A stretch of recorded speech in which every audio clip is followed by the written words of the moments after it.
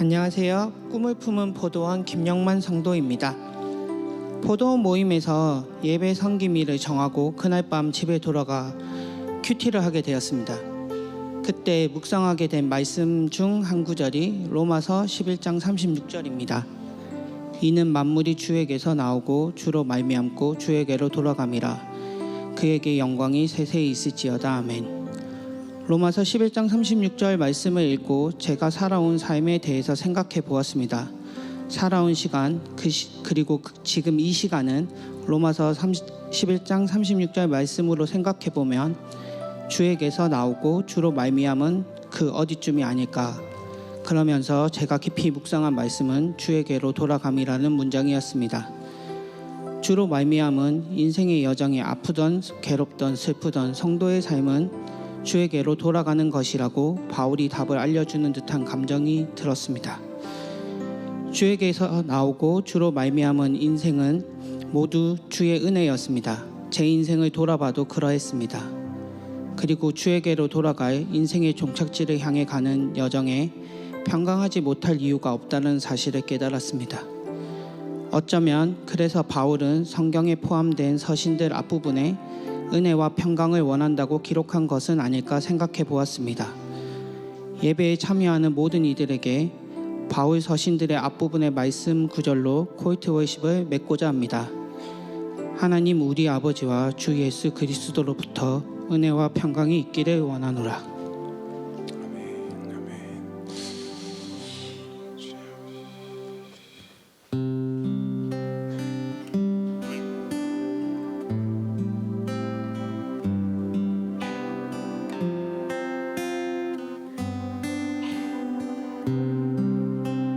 내 안에 가장 귀한 것, 내 안에 가장 귀한 것 예수를 알미라.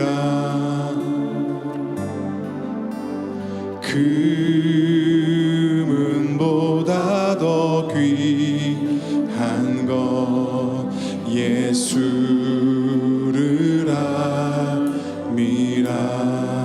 세상 지식보다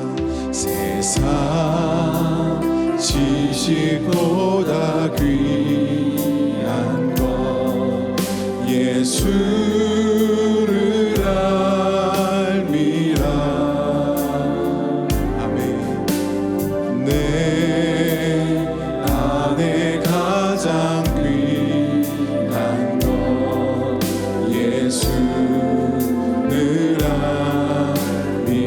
우리 처음부터 고백합시다. 내 안에 가장, 내 안에 가장 예수를 알미라.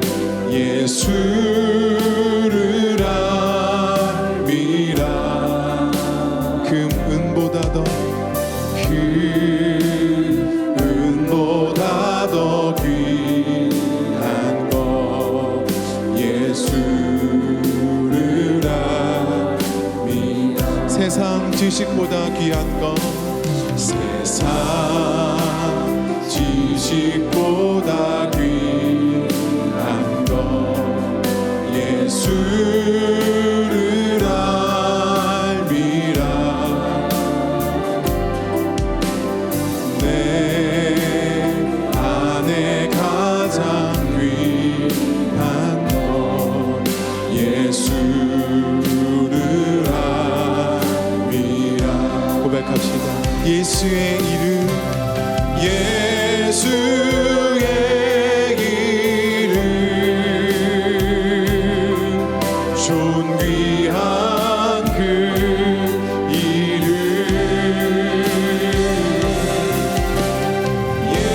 예수의 이름 능력의 그. 우리 처음부터 고백합시다. 내 안에 가장, 내 안에 가장 귀한 것 예수를 알미라.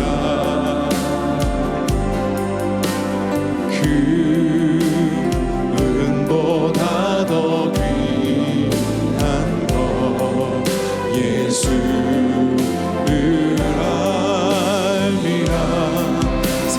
지식보다 세상 지식보다 귀한 것 예수를 알미라. 내 가는 가장 귀한 것 예수를 알미라. 예수의 이름 예수의 이름 존귀한 그 이름 예수의 이름 능력의 그 이름 예수의 이름 예수의 이름 존귀한 그 이름 예수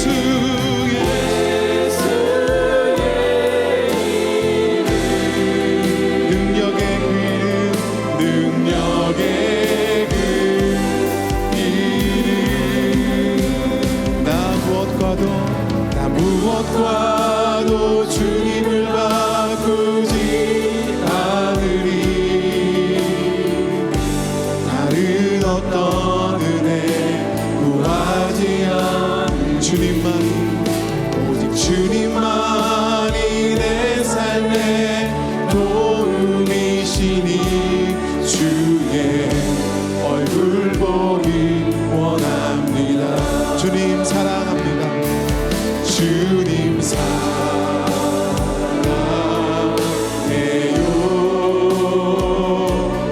온 마음과 정성 다해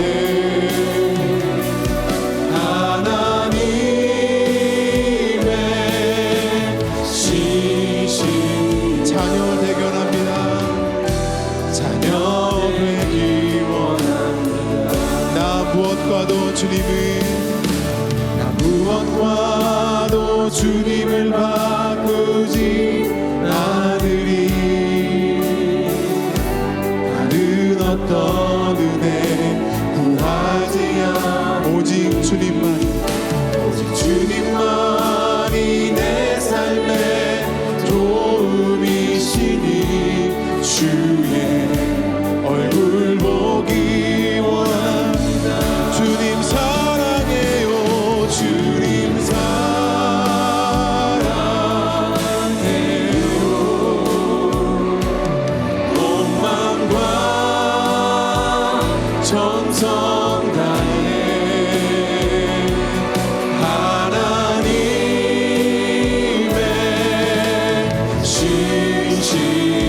신실한 친구 되기 주님 사랑합니다.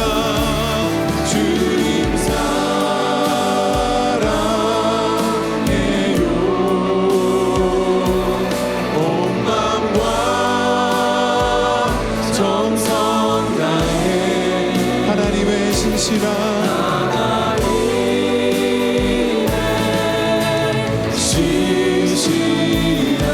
자녀 되결합니다. 자녀 되기 원합니다. 주님 사랑해요. 주님 사랑해요. 온 마음과 정성 다해 하나님의 신실한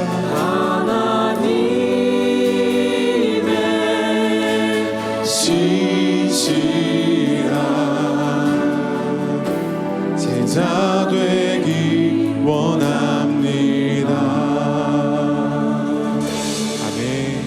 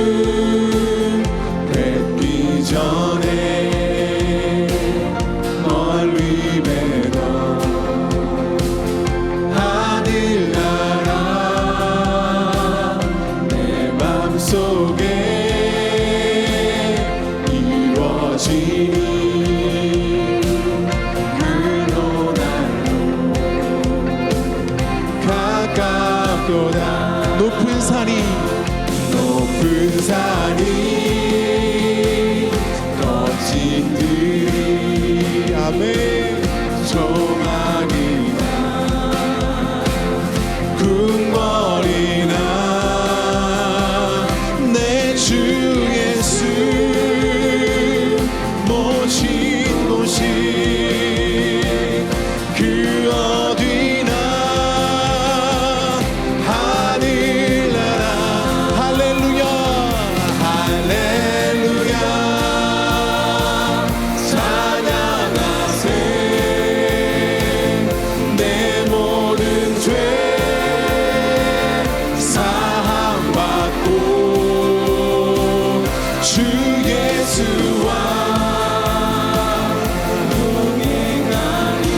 그 어디나 하늘나라 할렐루야 할렐루야 찬양하세 내 모든 죄 사함받고 주 예수와 동행하니 그 어디나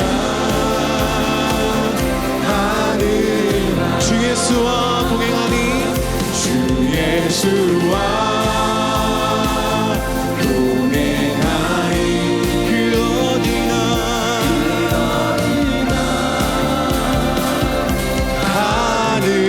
하늘나라 할렐루야 찬양하세 내 모든 죄 사함받고 주 예수와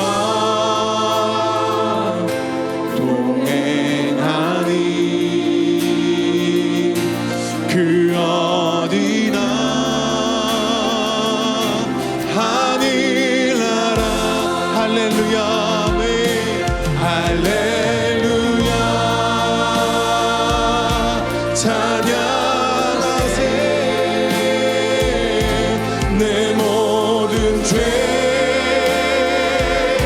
사함받고 주 예수와 동행하니 그 어디나 하늘 할렐루야 할렐루야 찬양하세 내 모든 죄 사함받고 주 예수와 동행하니 그 어디나 하늘나라 함께 기도하겠습니다. 기도하겠습니다. 사랑의 주님 감사합니다. 한파가 몰아닥친 이번 주간에도 눈동자같이 우리를 지켜주신 주님께서 오늘 이렇게 원천 다음교회로 우리를 불러 모아 2025년의 마지막 주일 예배를 드리게 하심에 감사드립니다. 지난 한 주간 주님의 제자로 살아간다고 했으나 말과 행동과 생각 속에서 주님 앞에 부끄러운 모습으로 살았음을 고백합니다. 나 자신에게서 소망을 찾지 않게 하시고 오직 예수 그리스도 안에서 참된 소망을 발견하게 하옵소서. 우리의 죄를 용서하시고 다시 주님의 제자로 살아갈 힘과 은혜를 허락하여 주옵소서. 주님, 향유를 깨뜨려 주님께 드린 이 여인의 헌신을 기억합니다. 계산과 타협이 아닌 사랑과 믿음으로 우리의 삶을 주님 앞에 드리게 하시고 사람의 시선보다 주님의 마음을 먼저 구하는 참된 예배자 되게 하여 주옵소서. 이 시간 나라와 민족을 위해 기도합니다. 혼란한 세계 정세 속에서 고통받는 이들을 긍휼히 여겨주시고 분열과 갈등 가운데 있는 대한민국이 그리스도 앞에서 겸손히 무릎 꿇어 화해와 하나됨을 회복하게 하여 주옵소서. 다음 세대를 주님 손에 올려드립니다. 불안한 시대를 살아가는 아이들과 청년들에게 세상이 줄 수 없는 소망을 허락하시고 교회가 반석 위에 굳게 서서 다음 세대를 믿음으로 세워가는 공동체 되게 하옵소서. 이 시간 선포될 말씀과 예배의 모든 순서 가운데 성령께서 함께 하시어 하나님과 함께 호흡하는 예배 되게 하시고 주님 다시 오실 그날을 소망하며 주님을 기쁘게 맞이하는 교회와 성도 되게 하옵소서. 이 모든 말씀 우리 주 예수 그리스도의 이름으로 기도드립니다. 아멘. 이 시간은 봉헌 시간입니다. 준비해 오신 예물 모두 앞으로 나오셔서 주님께 올려드리겠습니다. 나 주님의 기쁨 되게 나 주님의 기쁨 되기 원하네. 내 마음을 새롭게 하소서. 새 부대가 되게 하여 주사. 주님의 빛 비추게 하소서. 겸손히 내 마음 드립니다. 겸손히 내 마음 드립니다. 나의 모든 것 받으소서. 나의 마음 깨끗게 씻어 주사. 주의 길로 행하게 하소서. 내가 원하는 한 가지 주님의 기쁨이 되는 것. 내가 원하는 한 가지 주님의 기쁨이 되는 것. 모두 자리에 앉으시겠습니다.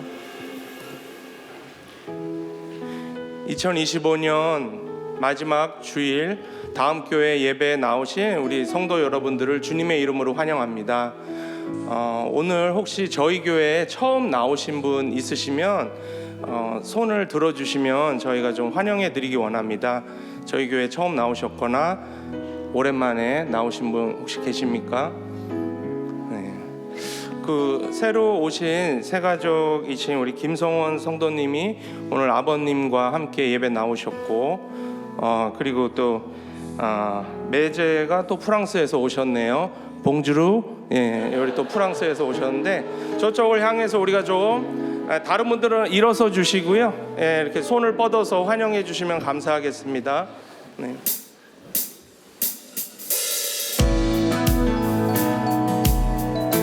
하나님의 사랑이 당신의 삶 가운데 가득하기를 축복합니다. 하나님의 은혜가 우리 가운데 가득하길 기도합니다. 하나님의 사랑이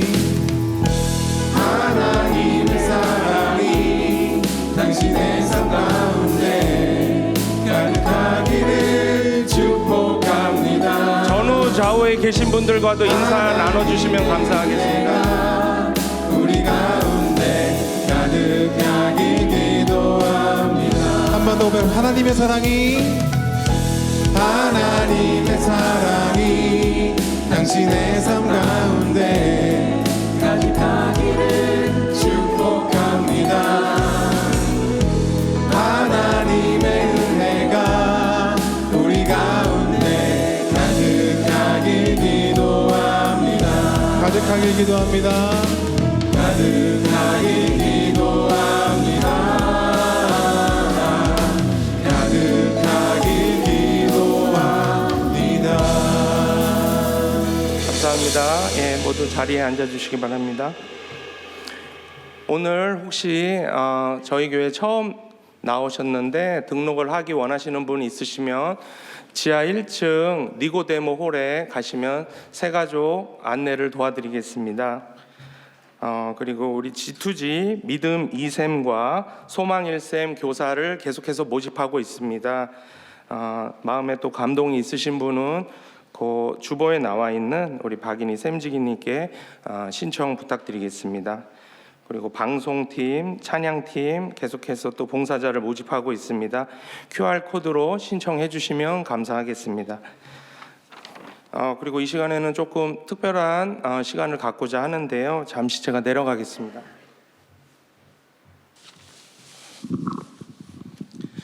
저희 공동체에서 우리 김용태, 양미경 성도님 가정의 장남 우리 찬율 형제가 올 3월에 우리 공동체의 기도 제목을 나눴는데 군 경계 근무 중에 불의의 큰 사고를 당해서 저희가 함께 기도했고 우리 또 찬율 형제가 몇 번의 수술과 또 6개월간의 재활 끝에 잘 국군 수도병원에서 퇴원하고 군 복무 기간을 끝까지 그래도 잘 하나님의 은혜 가운데 마치고 12월에 건강하게 제대를 했습니다.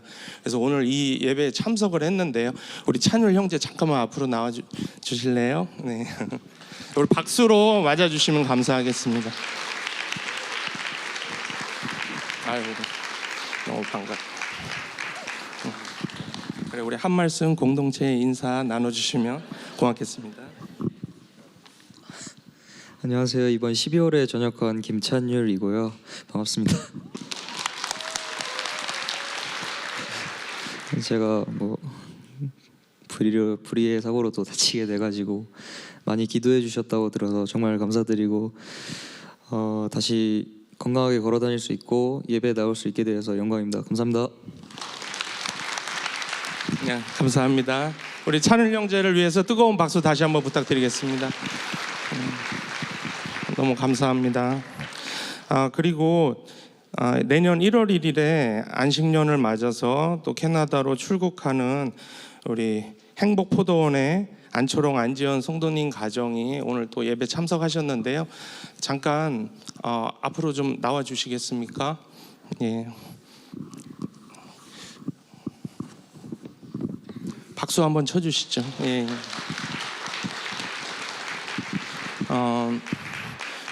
2022년에 저희 교회 공동체에 오셔서 또 이렇게 함께 또 열심히 믿음 생활하시고 또 이렇게 안식년을 맞아서 이렇게 떠나게 돼서 너무 아쉽고 그런데 한번 공동체 앞에서 그래도 인사 한번 나눠주시면 감사하겠습니다. 예, 반갑습니다. 여기 공동체 앞에서 나와서 얘기하는 건 처음인 것 같은데요.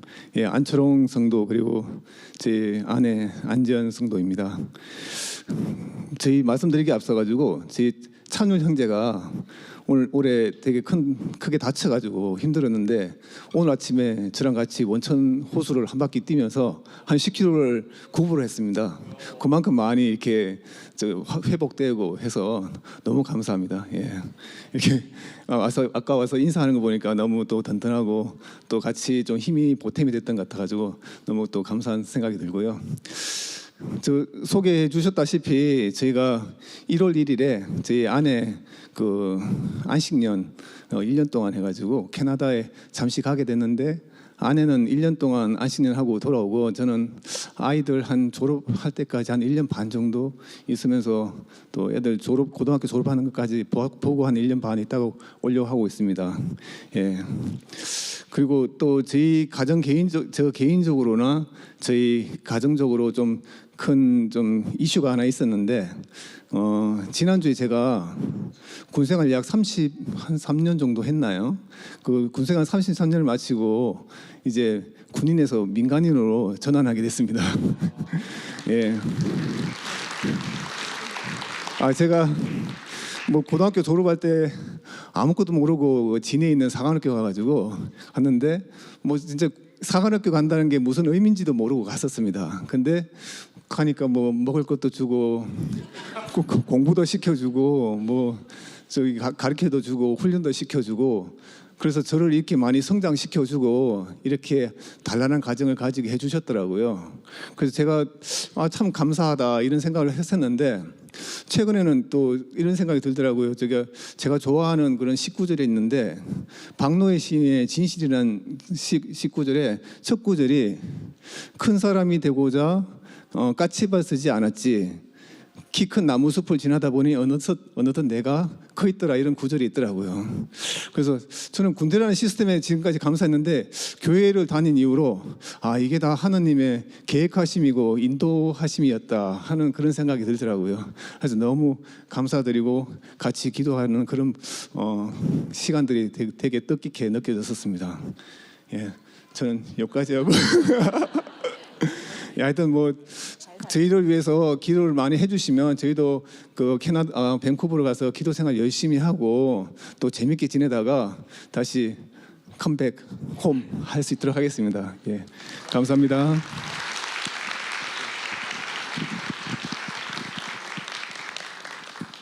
대한민국 해군 대령으로 참 오랫동안 또 우리 바다를 수호해 주시고 또 이렇게 지켜주시고 감사합니다. 처음에 제가 호명했을 때 많이 당황하시는 얼굴이었는데 준비를 많이 해오신 것 같네요.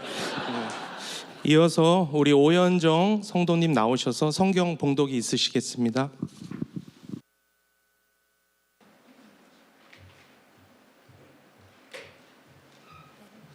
성경 봉독하겠습니다. 오늘의 말씀은 마태복음 26장 6절에서 13절 말씀입니다. 함께 한 절씩 교독하고 마지막 절은 함께 합독하겠습니다. 예수께서 베다니 나병 환자 시몬의 집에 계실 때에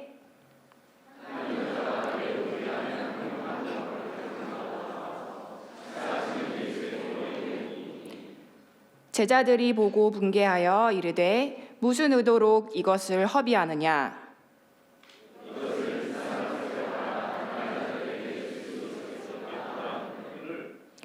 예수께서 아시고 그들에게 이르시되 너희가 어찌하여 이 여자를 괴롭게 하느냐? 그가 내게 좋은 일을 하였느니라.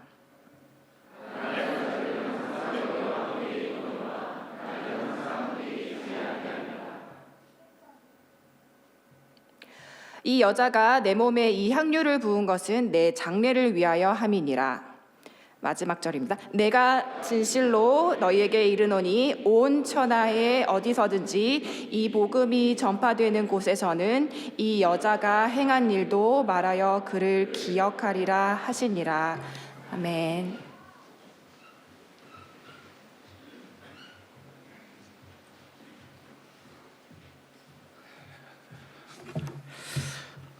(2025년도의) 마지막 주일입니다.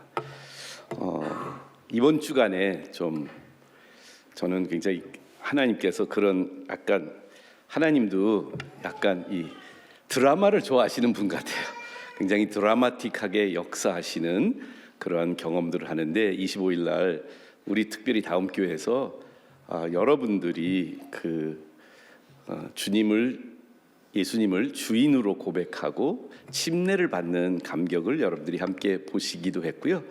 오늘 우리 공교롭게 두 분이 다 우리 찬율 형제하고 우리 안재홍 성도님하고 둘 다 군인에서 이제 우리 민간인으로 바뀌시면서 서로 인사를 하게 돼서 돌아온 인사, 떠나시는 인사를 하시게 된 것이 이게 공동체구나. 우리가 함께 이렇게 삶을 나누고 희노애락을 같이 공유할 수 있는 특별히 우리 원천교회에서는 작은 공동체, 저희는 너무 공간이 커가지고 작아 보이지는 않지만 그러나 우리가 함께 이렇게 이야기를 나누고 서로 알 수 있고 또 함께 기도해 줄 수 있는 거 얼마나 감사한지 모르겠습니다. 오늘은 마태복음의 긴 여정을 마치는 마지막 주일이기도 합니다. 혹시 기억 못하실 거예요. 제가 1월 첫째 주 예배의 설교가 마태복음 28장 말씀을 가지고 끝에서 시작하기 그래서 예수님이 너희는 가서 모든 족속으로 제자를 삼아 아버지와 아들과 성령의 이름으로 침례를 주고 내가 너에게 가르쳐 분부한 모든 것을 가르쳐 지켜 행하게 하라. 볼지어다 내가 세상 끝날까지 너희와 항상 함께 있으리라는 말씀을 가지고 마태복음은 제자로 살기, 제자 되고 제자 삼기를 명령하신 예수님의 유언이다라고 말씀을 드렸는데요. 이제 조금 기억을 하시나요? 그 여정이 52주였어요. 저도 시작할 때 마태가 이러한 제자도에 대한 것을 위한, 어떻게 보면 제자도 교본 같은 복음서를 우리한테 줬다는 사실을 신학적으로 조금 알고 있었지만 이렇게 세심하고 철저하고 확실하게 제자의 삶으로 우리를 초대해 주셨던 이 책이, 이 한 복음서가 저의 삶도 많이 이렇게 변화시켜 주신 하나님 말씀이 된 것 같아요. 그때 저는 한 권의 그 유명한 책 하나를 여러분들한테 인용하면서 소개한 것이 기억이 나요. 첫째 주에 카일 아이럴먼이라고 하는 목사님의 책 팬인가 제자인가라는 질문으로 올해 첫 번째 주일을 시작했습니다. 근데 오늘 마지막 주일에도 같은 질문을 성령님이 저하고 여러분들에게 하는 것 같습니다. Are you a fan? 여러분들 팬이세요? 아니면 Are you a disciple? 제자로 살고 계세요? 이 마지막 주의 마지막 말씀을 마태는 우리에게 저게 27장의 저 고난 주간 동안에 우리가 그 예수님 마태복음 그 고난, 이제부터 오늘 말씀 이후에는 고난의 시리즈로 들어가 패션 위크로 들어가고요. 28장은 벌써 첫째 주에 설교했기 때문에 오늘 26장의 그 마지막 스토리가 뭐냐 하면 오늘 봉독해드린 우리가 알고 있는 향유 옥합을 예수님께 와서 깨트리고 머리부터 온몸에 부었던 한 여자라고 하는데, 우리는 성경의 다른 복음서를 통해서 이 여자가 그 마리아이라는 사실을 알게 됩니다. 요한복음 12장에도 나오고요. 모든 복음서에 다 나옵니다. 이 스토리는 누가복음은 7장, 마가복음은 14장, 요한복음 12장에 나오는데, 오늘 26장, 마태복음 26장에 나온 이 이야기는 마태의 의도가 좀 다른 복음서하고 조금 다른 게 하나 있습니다. 오늘은 13절까지만 봉독을 해드렸는데, 이 마태가 의도하는 이 스토리의 각도, 그러니까 카메라 4개가 있다고 생각하시는데, 예수님의 인생 속에 마태, 마가, 누가, 요한이라는 4명이 예수님의 생애를 4각도에서 카메라로 찍거든요. 그런데 이 카메라에 나와 있는 이 마태의 시각, 이 카메라에 포착된 예수님의 이야기, 이 마리아가 향유를 깨트린 이야기에 오늘 13절까지만 읽어드렸지만 나머지 14, 15, 16절을 보셔야 마태의 의도가 좀 정확하게 보여서 제가 좀 읽어드리려고 합니다.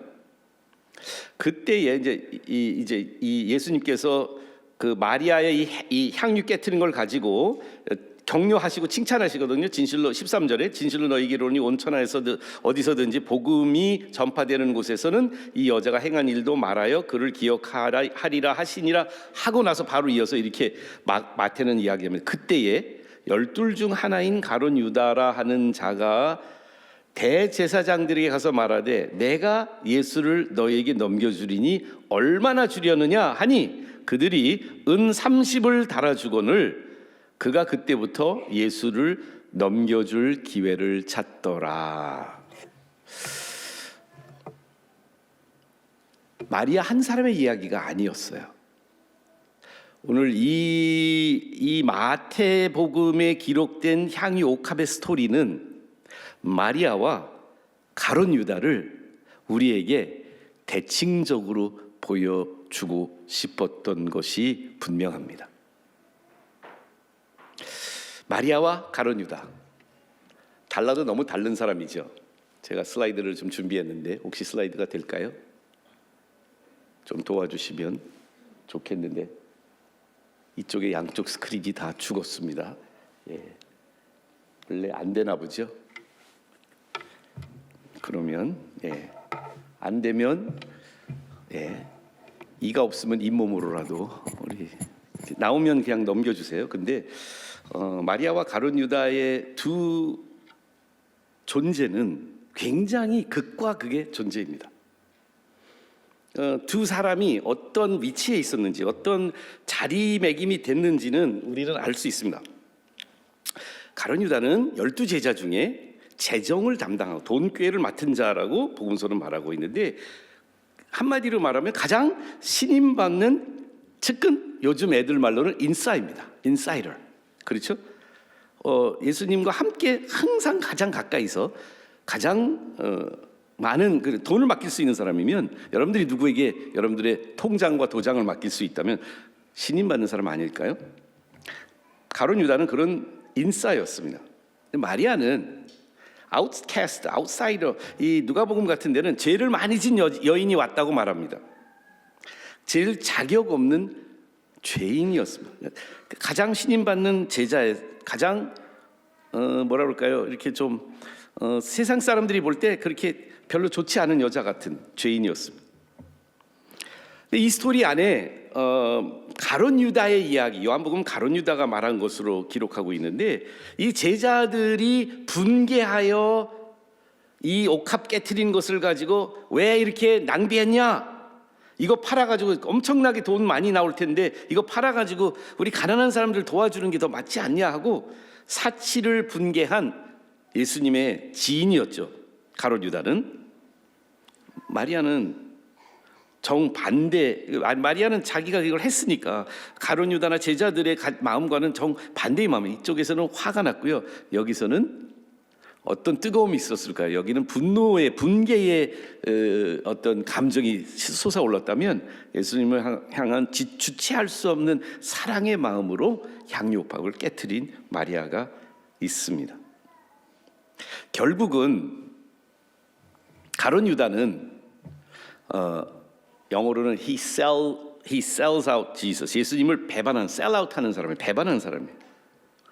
근데 마리아는 이 한 행동을 통해서 sell out 한 사람이 아니고 she sold out, 예수님에게 경배한, 자기의 모든 것을 다 바치는 그런 정반대의 이런 행위를 하고 결단을 하게 됩니다. 결과적으로 이 스토리 속에, 그리고 지금까지 우리들에게 네 복음서에 기록될 만큼 예수님이 복음이 전파되는 곳에서는 이 마리아가 행한 일도 기억되리라라고 예언하셨는데, 맞습니다. 우리는 향유옥합이라는 찬양을 부르면서 내게 있는 모든 것을 주님 앞에 내어놓는 사람의 대명사로 마리아를 기억하고 있습니다. 그래서 마리아는 복음으로 기억된 삶을 살고요, 그런데 가룟 유다는 죽음으로 기억된 삶을 마감했습니다.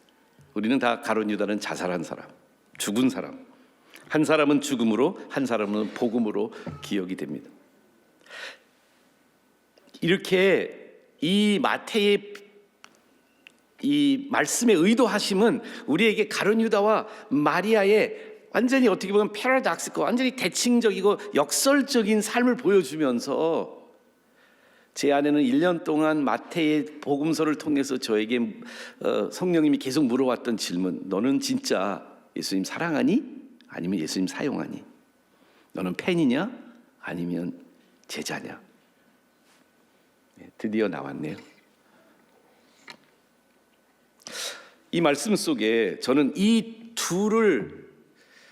두 가지의 인생의 모습 또는 반응의 모습을 좌우하는 요인은 뭘까라고 생각해 보지 않을 수 없었어요. 왜 가룟 유다는 가까이 있었고 신임 받았고, 그런데도 그는 이 행동을, 이 상황을 보면서 분노하는 사람, 예수님을 배반하는 사람, 결국은 자기가 스스로 자기 목숨을 끊을 수밖에 없는 죽음의 길을 선택할 수밖에 없었을까?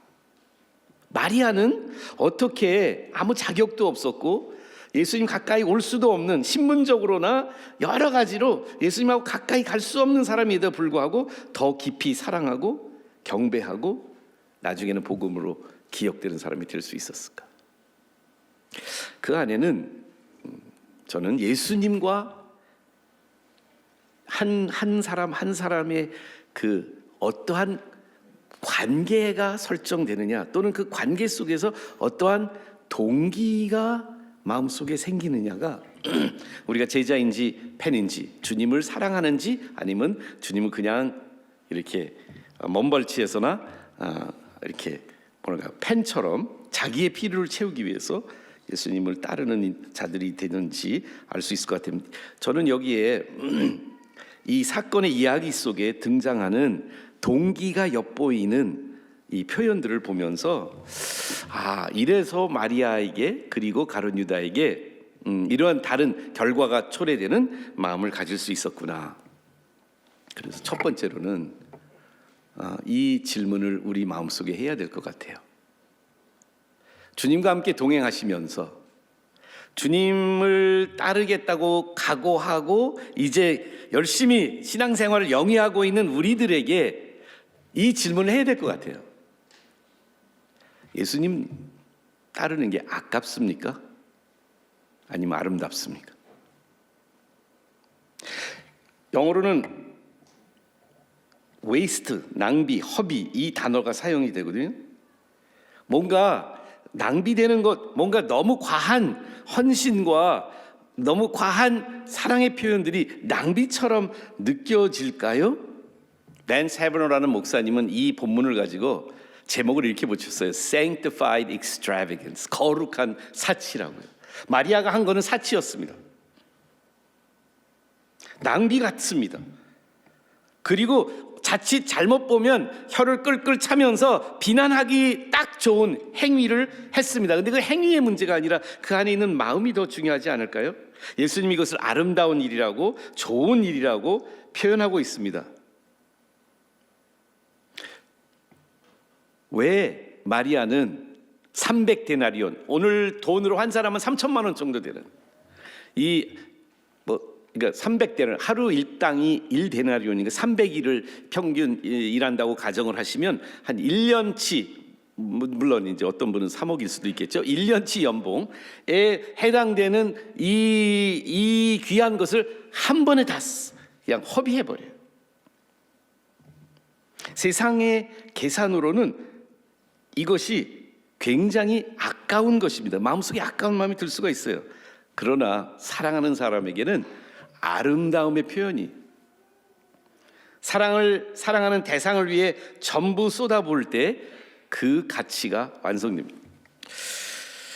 제가 어렸을 때부터 저희 아버님이 아마도 저는 우리 아버님이 주신 많은 것 중에 이 경제적인 경제관을 아주 철저히 어렸을 때부터 훈련시켜 주셨어요.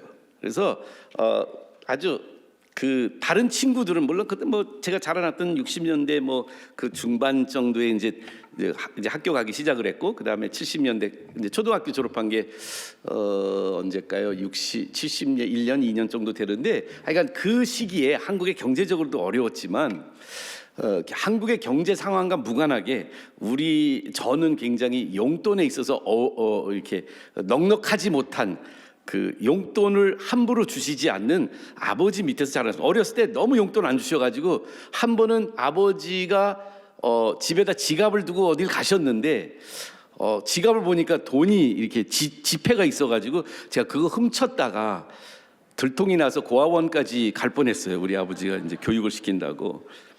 3학년 때는 깨끼 장사를 시켰어요. 네가 이제 3학년부터는 아빠 엄마한테 용돈 받지 말고 네 용돈은 네가 벌어라. 그래서 여름방학만 되면 남문에 있는 평창 제과에 가서 깨끼 장사 시켰는데, 그게 저희가 가장 인상 깊었던 게 아니라 아마 1학년 때 2학년 때로 생각을 하는데, 구멍가게에 어머니가 보통 이제 뭐 너 요셉아 이거 사와라, 그리고 뭐 떨어진 거 있으면 사오라고, 두부 한 모 사와라 뭐 이렇게 말씀하시는데, 우리 동네에 딱 가게 하나밖에 없었거든요. 근데 우리 아버지 어떻게 하다가 아버지가 저한테 500원을 주시면서 진짜 뭐 두부를 사오라고 시켰던 거가 기억이 납니다.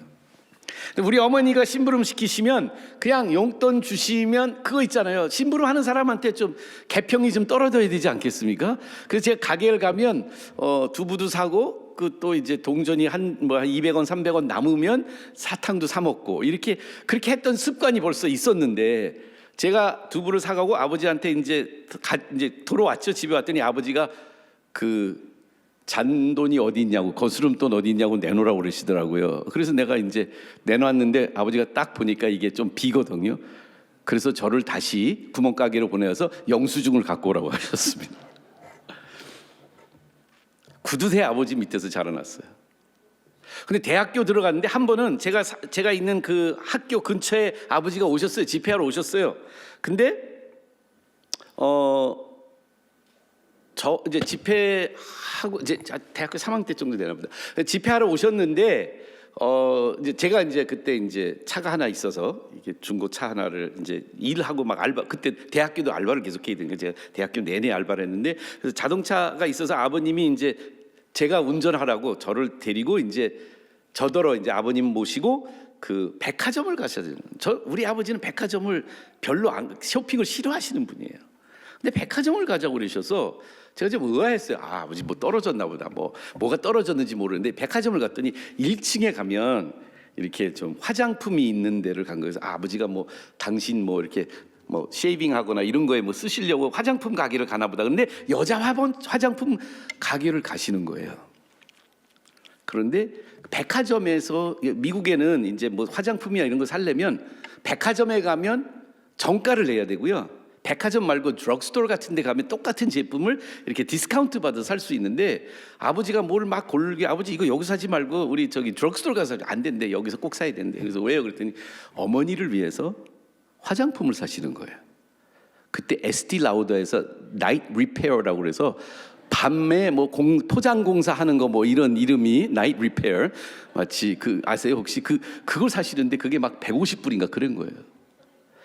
근데 그거를 깎지도 않으시고, 수원 깍쟁이가 깎지도 않으시고 돈을 다 내시고 그걸 사는 모습 속에 적지 않은 충격을 받았습니다.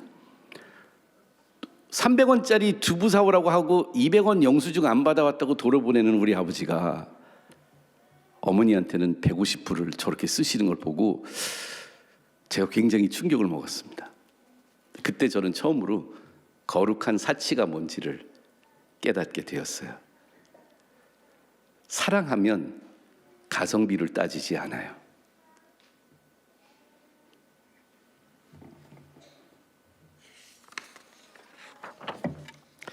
누가복음에 똑같은 이야기를 기록한 누가복음에는 이렇게 말합니다. 이 여자를 보느냐? 시몬 집에서 내가 네 집에 들어올 때 너는 내게 발을 씻을 물도 안 주었는데 이 여자는 눈물로 내 발을 적시고 그 머리털로 닦았으므로 하고 여러 가지 여인과 그 호스트를 비교하시거든요.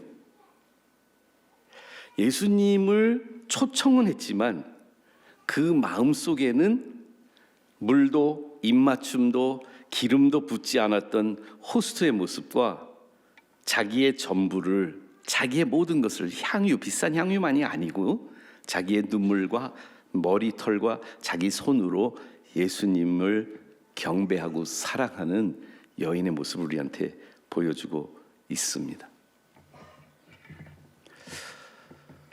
그리고 그러면서 이 말씀 묵상하는데 한 해를 돌아보게 되었습니다. 내 안에 주님과 동행하면서 가성비 따지면서 신앙생활하지 않았나? 나한테는 내 시간이 아깝고 내 돈이 아깝고 내 에너지가, 한정된 에너지를 가지고 신앙생활 하는데 적정하게 배분하면서 가성비 좋게 신앙생활 하고 있었던 저의 모습이 보였습니다. 주님을 향해 나의 마음은 아까운 마음이 있었던 것 같아요. 너무 과하게, 너무 오버하지 않고 적정하고 적당하게 하나님을 3,000원 없지만 살려고 하는 나의 모습이 보입니다. 윌버 리스의 시에 $3 worth of God, please. 하나님 3,000원 어치만 주세요. 우리들 안에 이 아까운 마음이, 가성비 있는 마음이, 내 영성에 주님과의 동행하는 나의 헌신과 투자가 적정하게만, 근데 그분을 아름답게, 그분이 나의 인생 속에 가장 아름다운 존재임을 고백할 수 있다면, 저에게 가장 소중한 분이라는 것이 진심이라면 아깝지 않아야 되지 않을까 생각하게 됩니다. 성탄절 아침에 침례식의 감동이 가시기도 전, 그날 마지막 예배를 마치고 나서 제 사무실에 우리 다음 교회가 아닌 다른 원천교회 한 성도님이 잠깐 보자고 그래서 제가 그 성도님 그냥 기도해 드리려고 잠깐 만났습니다. 우리 안 성도님처럼 30몇 년 동안 근무했던 직장에서 퇴임을 하면서 그 직장에서 정말 수고했다고 금 15돈을 선물로 받으셨어요. 돈도 돈인데요. 한 돈이 지금 100만 원 정도 되거든요. 15돈이면 1,500만 원 정도 되는 것을 하나님께 바치겠다고. 그리고 아무도한테 얘기하지 말랐는데 오늘 제가 얘기하네요. 신분을 안 밝히고 그 분이 누군지를 맞히는 것보다 더 중요한 거는 제 마음속에 어떻게 그런 생각을 하시게 되었을까? 그분의 마음속에 주님을 사랑하는 마음이 자신이 당연히 받고 수고했기 때문에 누릴 수 있는 그거보다 주님이 주신 사랑, 주님이 나에게 베풀어 주신 그 엄청난 은혜에 감격해서 당연히 자신 것인데 자신 것으로 받지 않고 하나님께 드린 모습에 하나님 또다시 제자인지 팬인지 제 마음속에 그 질문에 대답을 주게 하셨습니다. 바울은 그래서 이렇게 말한 것 같아요. 내가 모든 것을 해로 여김은 I consider it all rubbish. 영어로는요. 내가 가진 모든 것, 내 명예, 내가 이루는 업적, 내 퇴임을 해서 받은 그 당연히 내 것인 모든 것을 나는 해로 여기는 이유는 the rubbish, I think of it as rubbish. 내 주 예수 그리스도 예수를 아는 지식이 가장 아름답기 때문에, 가장 고상하기 때문이라. 내가 그를 위하여 모든 것을 잃어버리고 배설물로 여김은 그리스도를 얻기 위함이라고 고백합니다. 어떠세요? 2025년도를 돌아보시면 이런 고백이 그냥 내 삶에서 누가 봐도 이런 고백적 삶을 살아가고 있는 우리들의 모습이 보입니까? 그러면 제자이십니다. 저는 두 번째 이 이야기 속에 대칭적으로 나타나는 이 두 존재 또는 존재들이죠. 제자들하고 여인. 가룟유다로 대표되는 제자들하고 여인인데 제 마음을 다시 한번 돌아보는 기회를 갖게 되었습니다. 300데나리온, 수천만 원이 되는 1년치 연봉이 되는 그 엄청난 가치가 있는 것을 한 번에 깨트리고 그걸 아낌없이 다 쏟아버린 이 행위를 보고 그렇습니다. 바보짓 같이 느껴졌을 거예요. 그런데 제자들이 이것을 비난하는 그 비난의 포인트를 한번 보세요. 가난한 사람들에게 이걸 써야 되지 않냐는 이유로 비난합니다. 목회를 하면서 너무 오랫동안 그리고 학교 안에서도 저도 그렇고 같이 있는 우리 성도님들이나 우리 직원들이나 우리 모두 안에 이 두 가지 중에 하나인데 굉장히 한 끗 차이 같아요. 약간 이 큰 차이 없는 것 같아요. 단어를 보도 그렇죠. 동정심과 동경심은 크게 다르지 않은 것 같아요. 근데 대부분 우리들의 헌신의 모습들을 유심히 보십시오. 특별히 크리스마스 시즌이 되면 좀 유명한 인물들 또는 리더급 되는 사람들은 좀 시설 같은 데 가서 봉사를 하십니다. 김장철에는 정치인들 다 그렇죠. 여야를 막론하고 다 그런데요. 어디 시설 같은 데 가서 김장을 같이 도와주고 사모님들이 특별히 많이 하는데 이런 모습들을 보면서 우리들 안에 이런 시즌이 되면 고아원도 생각하게 되고 양로원도 생각하게 되고 독거노인도 생각하게 됩니다. 영어로는 이것을 피리라고 하거든요. 우리들 안에 내가 많이 받았으니까 나보다 못한 사람들에게 주는 것이 하나님이 원하시는 것 같고 나에게 그게 도움이 될 거라고 생각하고 나는 그것이 그런 모습 안에서 우리는 헌금도 하고 찾아가기도 하고 선물도 합니다. 그 자체가 나쁘다고 말씀드리는 건 아닙니다. 그런데 이 제자들의 마음속에 가난한 사람들을 정말 생각하는 걸까요? 우리들의 동정심은 어디에서 발휘되는가요? To have pity. 여러분들, 이 pity라는 것은 사실 두 가지가 있는데요. 남을 향한 pity, 다른 사람들 향한 동정심도 있지만 영어로는 self pity도 마찬가지라고 생각합니다. 자기 자신을 self pity하는 우리들이 있습니다. 근데 이 pity는 고자에서 낮은 대로 내가 있는 사람에서 없는 사람들에게로 주는, 저는 이것을 거짓된 동정심이라고 생각합니다. 내 카타르시스를 위해서, 내 안에 뭔가 그래도 하지 않으면 좀 찝찝하니까 할 수밖에 없는 동정심에서부터 우리들이 그동안에 신앙생활을 하거나 누군가 돕는 일을 하거나 이럴 때에 있을 수 있는 우리의 마음의 모습들을 보면서 제 모습이 부끄럽게 느껴졌습니다. 마리아는 동정심이 아니라 거룩한 동정심이 아니라 거룩한 동경심, 예수님 그분을 사랑하고 그분을 바라보고 그분 발과 머리부터 발끝까지 어디도 사랑스럽지 않은 것이 없는 예수님을 온전히 동경했습니다.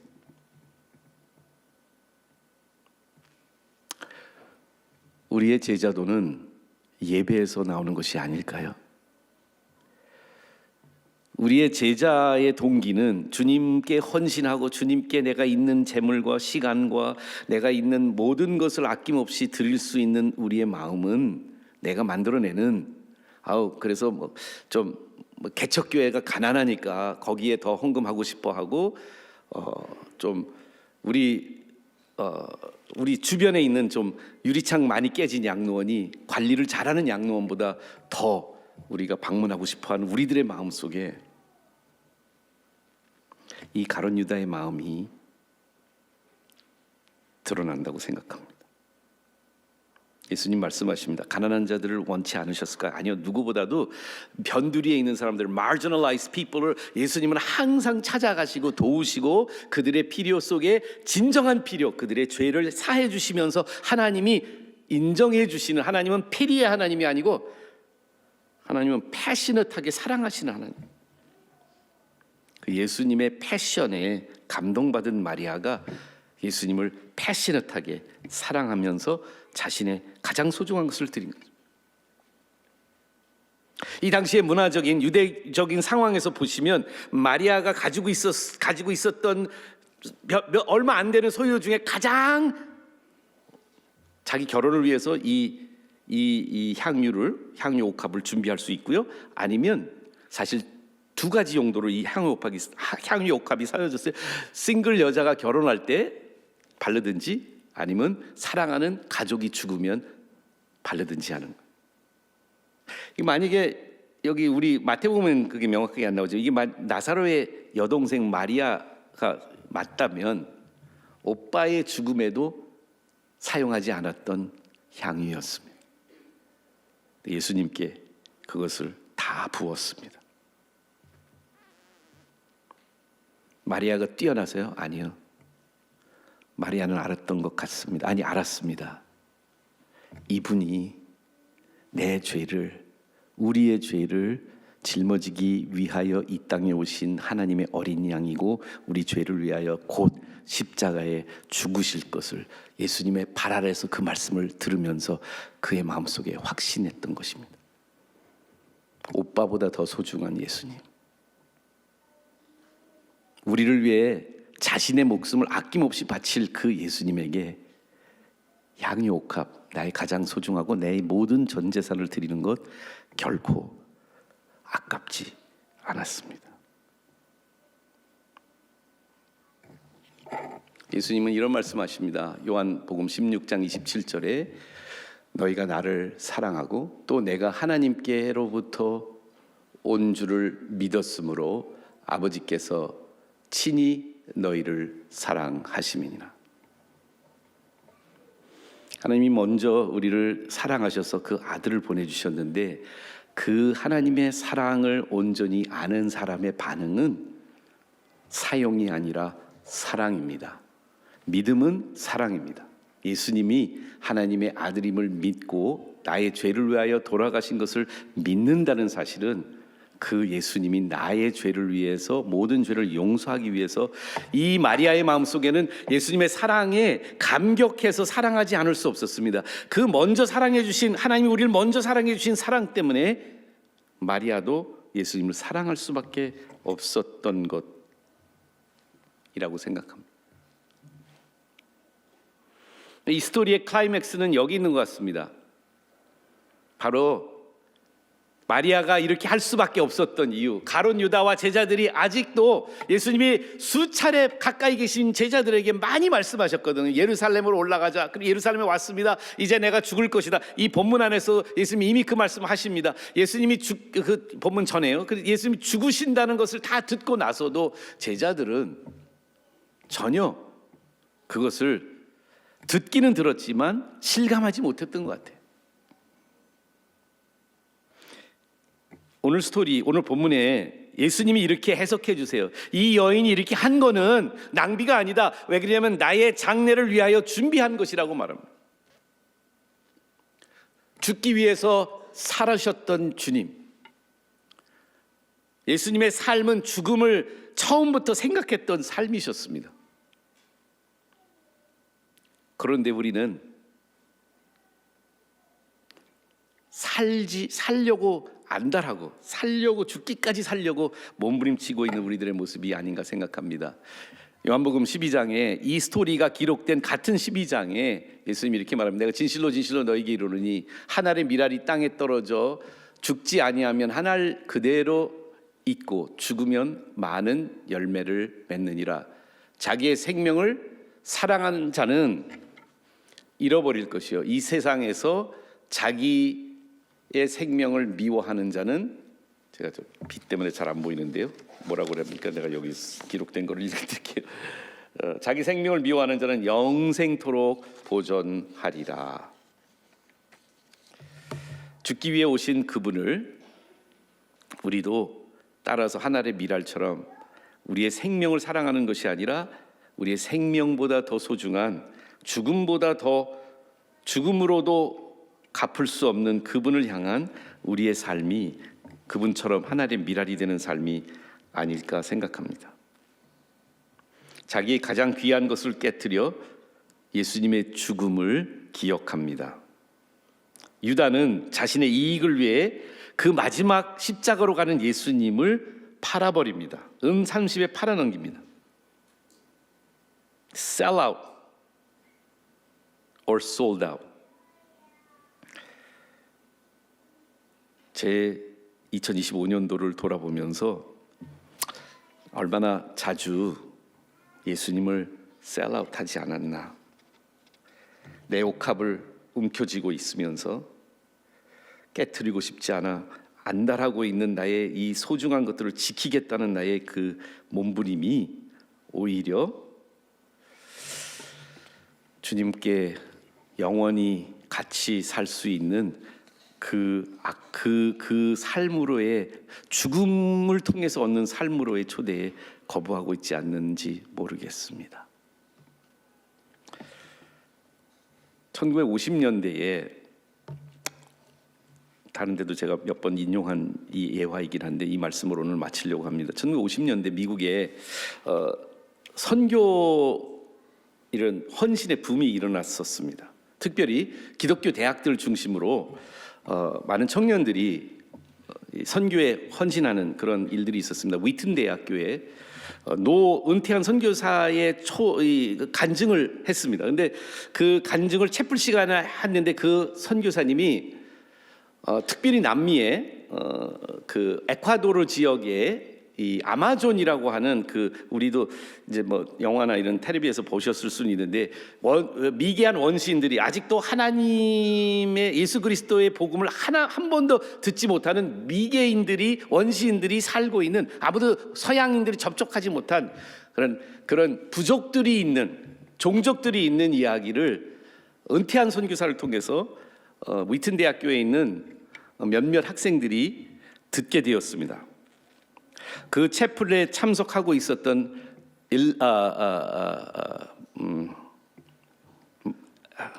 짐 엘리엇이라고 하는 청년이 대학생이 헌신하게 됩니다. 선교사님을 찾아가고 자기가 선교지를 가겠다고 각오합니다. 그때 그들은 그 선교사가 아직 복음을 전하지 못했던 후어다니라고 하는 종족들이 있었어요. 그 종족들은 근데 왜 접근이 힘들었냐면 모든 외부인들을 경계하고 아마존 유역에서 가장 잔인하게 외지인들을 죽이는 종족으로 유명했습니다. 아우카 인디언이라는 표현도 썼는데 이 후어단이라고 하는 종족에게 아무도 복음을 전한 적이 없어서 그 종족을 놓고 기도하기 시작을 했습니다. 대학을 졸업하고 연애를 하고 있었던 엘리자베스이라는 여자와 결혼해서 짐과 엘리자베스 엘리엇과 또 같이 공부하고 또 같이 알던 친구들 5명이 의기투합을 해서 5커플 다 합쳐서 10명이 그 남미 아마존으로 함께 가기로 결심을 하게 됩니다. 그리고 그 5커플 젊은 커플들은 함께 어떻게 하면 복음을 이 후어다니 종족들에게 전할까 고민을 하면서 여러 가지 계획을 세웁니다. 이미 전에 있던 선교사들이 어떻게 했는지. 그런데 그 5커플 중에 한 사람, 네이트 세인트라고 하는 사람은 경비행기 조종사였습니다. 그래서 경비행기를 조종을 하면서 그들은 그 아마존 강 유역을 계속 날아다니면서 이 종족이 어디 살고 있는지 숨겨져 있는 그 종족을 찾아서 그들은 몇 개월 동안 헤맸습니다. 결국 그 종족이 사는 곳을 발견하게 되었고 이제 경비행기를 계속 타면서 그 종족들에게 접근을 합니다. 긴 밧줄에 바카스라고 하죠. 뭐라고 그러죠? 바스킷, 영어로 바스킷을 달아서 그들이 좋아할 만한 물건들을 내려보내고 또 그 종족의 사람들이 처음에는 비행기가 나타나면 창을 던지든지 활을 쏘든지 하면서 이렇게 적개심을 표현했는데 선물을 계속 주다 보니까 이제 그들도 가까이 와서 선물을 가져가고 거기다 과일이나 이런 걸 넣어주는 그런 이 스토리는 실제 영화가 만들었습니다. 엔더 더 스피어, 창끝이라는 영화로 나온 이야기입니다. 근데 그들이 여러 번 접선을 시도하고 마지막으로 기도하면서 D-Day를 정합니다. 이제는 이들에게 복음을 전하려면 직접 가야 됩니다.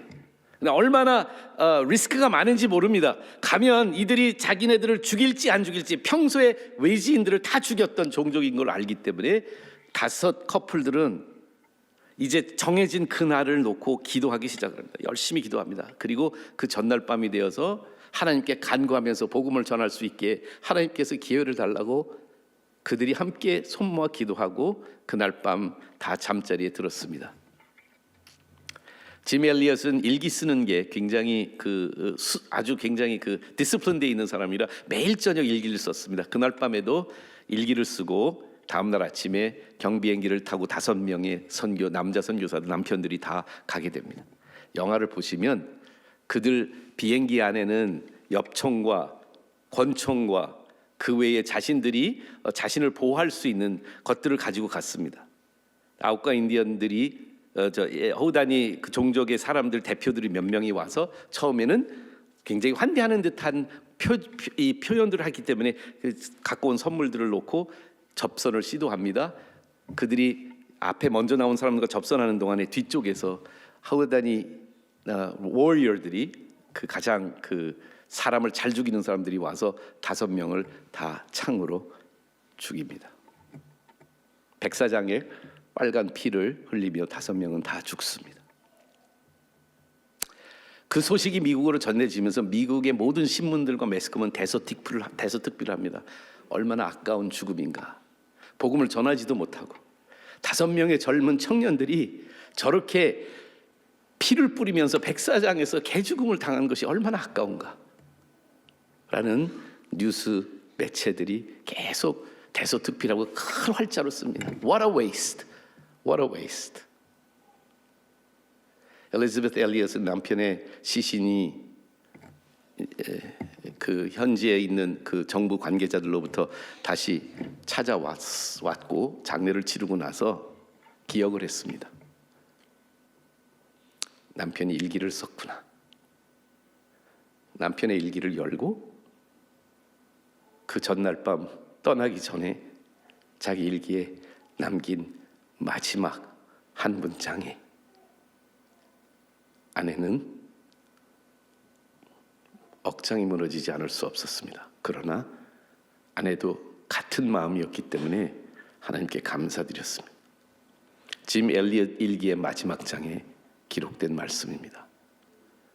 He is no fool who gives what he cannot keep to gain what he cannot lose. 영원히 간직할 수 영원히 잃어버릴 수 없는 것을 획득하기 위해서 영원히 간직할 수 없는 것을 내려놓는 사람은 결코 바보가 아니다. He is no fool. 바보가 아닙니다.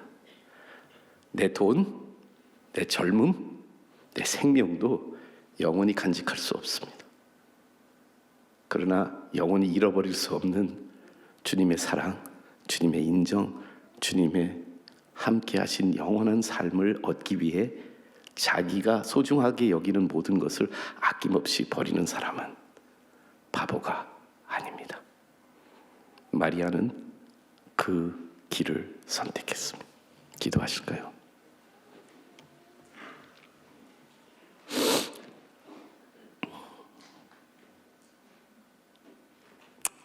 아까운 생각이 들 때가 있습니다.